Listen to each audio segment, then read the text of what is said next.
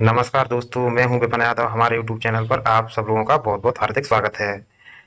दोस्तों, पीटी की परीक्षा जो होने वाली है, इसका सिलेबस जो है, इसके बारे में हम चर्चा करने वाले हैं।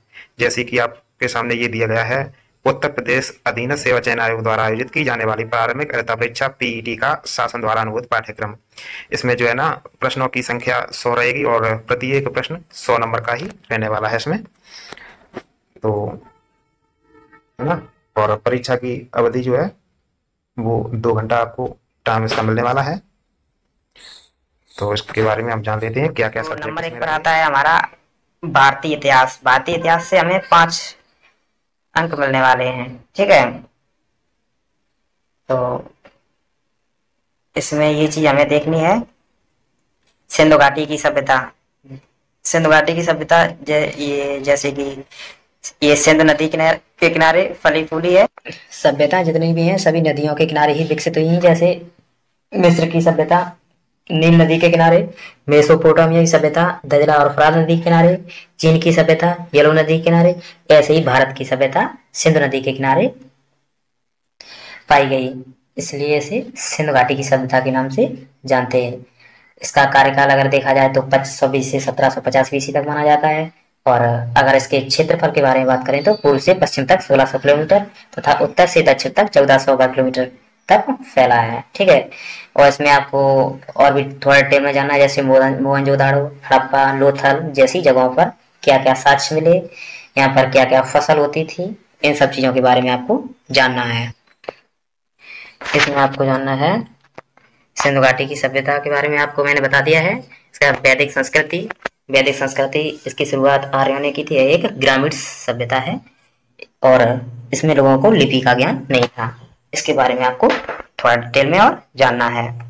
फिर बौद्ध धर्म, गौतम बुद्ध की जीवनी और उनकी शिक्षाओं के बारे में आपको जानना बहुत जरूरी है। जैन धर्म, महावीर स्वामी की जीवनी और उनकी शिक्षाओं के बारे में आपको जानना है। मौर्य वंश, सम्राट अशोक के बारे में आपको पढ़ना है। गुप्त वंश, समुद्रगुप्त, चंद्रगुप्त द्वितीय, इन लोगों के बारे में आपको जानना है। ठीक है, नेक्स्ट आता है हमारा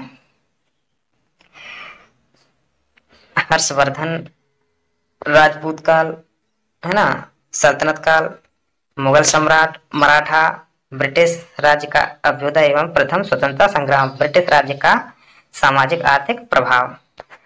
तो ये तो सब आपको देखना है हमारे भारतीय इतिहास के बारे में। और इसके बाद नेक्स्ट आता है हमारा, फिर आता है भारतीय राष्ट्रीय आंदोलन,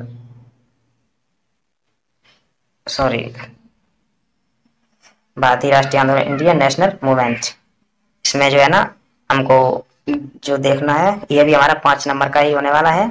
इसमें स्वाधीनता आंदोलन के प्रारंभिक वर्ष है, स्वदेशी स्वदेशी तथा सविनय अवज्ञा आंदोलन, महात्मा गांधी तथा अन्य नेताओं की भूमिका इसमें जो है रही है, ये आपको जानना है। क्रांतिकारी आंदोलन तथा उग्र राष्ट्रवाद का उदय, विधायी संशोधन तथा ब्रिटिश इंडिया एक्ट 1935 है, भारत छोड़ो आंदोलन, आजाद हिंद फौज तथा नेताजी सुभाष चंद्र बोस आदि के बारे में आपको इसमें जानना है। ठीक है, इतना हमारे भारतीय राष्ट्रीय आंदोलन के बारे में आपको जानना है। इसके बाद नेक्स्ट आता है हमारा जियोग्राफी यानी कि भूगोल। तो चलिए भूगोल के बारे में आपको बता देते हैं। इसमें भारत एवं विश्व का भौतिक भूगोल, जैसे नदियों तथा नदियों की घाटी, भूजल संसाधन, पर्वत पहाड़ियां, है ना, मरुस्थल, अवशोष क्षेत्र, वन, खनिज संसाधन, विशेषकर भारत में ये सब आपको देखना है, पूरे विश्व के नहीं देखने हैं। ठीक है, इसके बाद आपको हमारे भूगोल के अंदर जो देखना है वो आप, ये भारत एवं विश्व का राजनीतिक भूगोल, जलवायु का मौसम, टाइम जोन, जनसंख्यिकी परिवर्तन का प्रवास, इतना हमारे भारत के भूगोल के बारे में आपको जानना है। ठीक है, नेक्स्ट आपका आता है, इसके बाद है भारतीय अर्थव्यवस्था, इंडियन इकोनॉमी। ये भी जाननी बहुत जरूरी है, इंडियन इकोनॉमी। ये भी, इससे भी हमारे 5 अंक मिलने वाले हैं। और इससे क्या क्या पूछा जाने वाला है, जैसे कि भारतीय अर्थव्यवस्था 1947 से 1991 तक का जो है ना कार्यकाल, इसके बीच का जो भी है इसमें देखना है। जैसे कि योजना आयोग तथा पंचवर्षीय योजनाओं के बारे में आपको इसमें जानना है। ठीक है, और मिश्रित अर्थव्यवस्था का विकास, निजी एवं सार्वजनिक क्षेत्र, इसके बारे में आपको जानना है। हरित क्रांति के बारे में आपको जानना है। दुग्ध विकास एवं ऑपरेशन फ्लड के बारे में आपको जानना है। है। बैंकों का राष्ट्रीयकरण तथा सुधार, इसके बारे में आपको जानना है। वर्ष 1991 में आर्थिक सुधार तथा उसके बीच की अर्थव्यवस्था, इसके बारे में आपको जानना है। वर्ष 2014 के पश्चात के आर्थिक सुधार, इसके बारे में आपको जानना है। जैसे कि इसके सुधार हैं कृषि सुधार, ढांचागत सुधार, श्रम सुधार, है ना। और इसके आगे आता है आर्थिक सुधार, जीएसटी, इतना इसमें आता है। ठीक है, तो भारतीय अर्थव्यवस्था के बारे में हो गया है।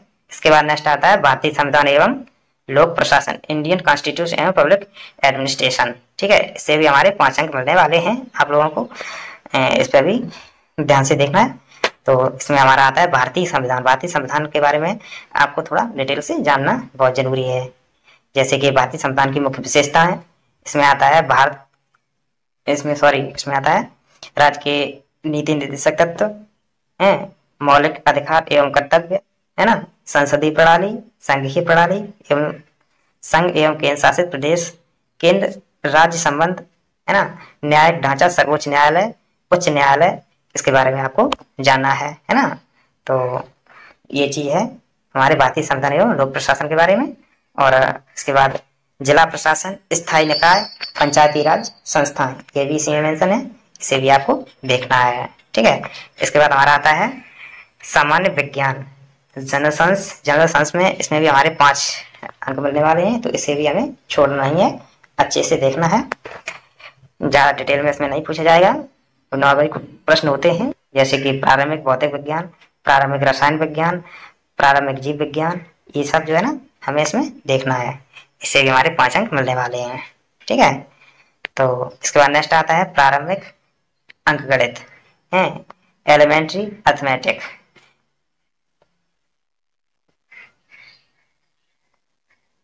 इसमें जो है ना, इसमें हमको देखना है प्रारंभिक अंकगणित में जो है ना पूर्ण संख्या, भिन्न तथा दशमलव, प्रतिशतता, साधारण अंकगणितीय समीकरण, वर्ग और वर्गमूल, घातांक एवं घात, औसत, ये सब हमें देखना है। इन सबसे हमें 5 नंबर मिलने वाले हैं हमारे गणित से। तो ये तो हमारे गणित का हो गया है। नेक्स्ट आता है हमारा सामान्य हिंदी, जनरल हिंदी। इसमें क्या है ना, जनरल हिंदी में हमें ध्यान से देखना है, इसमें काफी लंबा चौड़ा दिया है, नंबर इससे भी 5 ही मिलने वाले हैं, कुछ ज्यादा नहीं है लेकिन समझना है।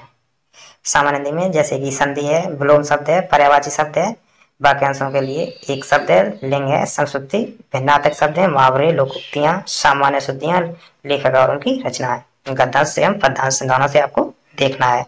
ठीक है, तो ये हमारा हिंदी का हो गया है। अब सामान्य अंग्रेजी का आता है। सामान्य अंग्रेजी में 5 अंक इसके मिलने वाले हैं। अंग्रेजी में अंग्रेजी व्याकरण, अपठित गद्यांश पर आधारित प्रश्न, है ना। फिर इसके बाद नेक्स्ट आता है हमारा तर्क एवं तर्क शक्ति, हाँ, रीजनिंग का आता है, ये पोर्शन है हमारा लॉजिक एवं रीजनिंग। तो इसमें जो है ना ये देखना है हमें, और इसमें क्या क्या चाहिए, वृद्धि एवं लघु, क्रम एवं रैंकिंग, संबंध, समूह से भिन्न को अलग करना, जैसे 4 शब्द दिए होंगे हमें, उनमें से 3 में समानता होगी, 1 भिन्न होगा, उसे हमें अलग छांटना है। कैलेंडर एवं घड़ी से प्रश्न आएंगे, कारण और प्रभाव से प्रश्न आएंगे, कोडिंग डिकोडिंग, संख्या तथा अक्षरों पर आधारित रहेगी, इससे भी प्रश्न आएंगे। निगमनात्मक तर्क, कथन, विश्लेषण एवं निर्णय, इससे भी प्रश्न आने वाले हैं, तो ये हमें ध्यान से देखना है। हमारे रीजनिंग में इतना हो गया है। ठीक है, नेक्स्ट आता है हमारा समसामयिक की करंट अफेयर, भारतीय एवं वैश्विक स्तर पर ये पूछी जाएगी, तो इसे भी हमें देख लेना है, इससे हमें 10 नंबर मिलने वाले हैं, तो ये सबसे अच्छी चीज है। ठीक है, नेक्स्ट है हमारा सामान्य जागरूकता। सामान्य जागरूकता, जनरल अवेयरनेस। जनरल अवेयरनेस में क्या आता है, एक सेकेंड दोस्तों, जनरल अवेयरनेस है ना, इसमें भारत के पड़ोसी देश आते हैं, है ना, देश, राजधानी एवं मुद्रा, भारत के राज्य तथा केंद्र शासित प्रदेश, भारतीय संसद, राज्यसभा, लोकसभा और विधानसभा, विधान परिषद, राष्ट्रीय एवं अंतर्राष्ट्रीय दिवस, विश्व संगठन एवं उनके विश्व संगठन एवं उनके मुख्यालय, भारतीय पर्यटन स्थल, भारत की कला एवं संस्कृति, भारत एवं विश्व के खेल, इसके बारे में आपको जानना है। ठीक है, और इसके बाद इसमें और भी थोड़ा बचा हुआ है, जैसे कि बात है विश्व के खेल, भारतीय संगठन, प्रसिद्ध पुस्तकें और उनके लेखक, पुरस्कार एवं विजेता, ये सब आपको जनरल अवेयरनेस, सामान्य जागरूकता में देखना है। ठीक है, इसके बाद हमारा आता है जलवायु परिवर्तन एवं पर्यावरण। ठीक है, इसमें जो है ना अपठित हिंदी गद्यांश का विवेचन एवं विश्लेषण, इसमें 2 गद्यांश दिए रहेंगे, प्रत्येक पर 5 प्रश्न होंगे। और इसमें जो है ना ये हिंदी का पोर्शन है, तो प्रत्येक प्रश्न 2 अंक का इसमें रहने वाला है। ठीक है, ऐसे 10 अंक इससे मिलने वाले हैं। फिर ग्राफ की व्याख्या एवं विश्लेषण, 2 ग्राफ दिए रहेंगे, हर एक ग्राफ से 5-5 प्रश्न होंगे, प्रत्येक प्रश्न 2 अंक का होगा, इसलिए 10 नंबर से भी हमें मिलने वाले हैं। ठीक है, ये बहुत अच्छा पोर्शन है। तो इतने ही पोर्शन से हमें लगभग 30 अंक मिलने वाले हैं, क्योंकि इसमें एक तालिका की व्याख्या एवं विश्लेषण, इसमें भी 2 तालिकाएं दी जाएंगी, प्रत्येक में 5-5 प्रश्न मेंशन होंगे और प्रत्येक प्रश्न 2 अंक का होगा, इसलिए इससे भी 10 अंक हमें मिलने वाले हैं। ठीक है, तो ये तो हो गया है हमारे इसके सिलेबस के बारे में। अब इसकी थोड़ी शर्तें ये रखा है, इसके बारे में भी जान लेते हैं। क्रमांक 1 से 9 पर अंकित शैक्षणिक विषयों से संबंधित प्रश्नों की कठिनाई का स्तर, डिफिकल्टी लेवल राष्ट्रीय शैक्षिक एवं अनुसंधान परिषद एनसीईआरटी द्वारा निर्धारित सेकेंडरी, सीनियर सेकेंडरी स्तर का होगा। यानी कि एनसीईआरटी की जो पुस्तकें हैं उन पर आधारित इसका सिलेबस होगा, तो आपको एनसीईआरटी की किताबें ही पढ़नी है। और फिर इसका दिया है परीक्षा का प्रकार। परीक्षा का प्रकार है वस्तुनिष्ठ प्रकृति व प्रश्न पत्र बहुविकल्पी प्रश्नों पर आधारित होगा, यानी कि इसमें जो है ना ब्लैंक वो भरना होता है आपको 4 ऑप्शन वाले में। तो ये रहेगा आपका। और इसकी जो महत्वपूर्ण सूचना है वो ये है, ये आपको समझनी बहुत जरूरी है, नहीं तो आप धोखा खा सकते हैं। प्रत्येक गलत उत्तर हेतु 1/4 अंक की कटौती भी की जाएगी, यानी कि 4 प्रश्न आपके जब गलत होंगे तो उसमें से आपका 5वां एक सही वाला है वो भी आपका उसके साथ गलत कर दिया जाएगा। तो इसलिए थोड़ा ध्यान से और अच्छे से पेपर करें, ताकि आपकी मेहनत बेकार न जाए। ठीक है, तो ये तो इसके सिलेबस के बारे में हो गया है। बाकी जानकारी हम अन्य वीडियो के माध्यम से आपको देते रहेंगे। धन्यवाद।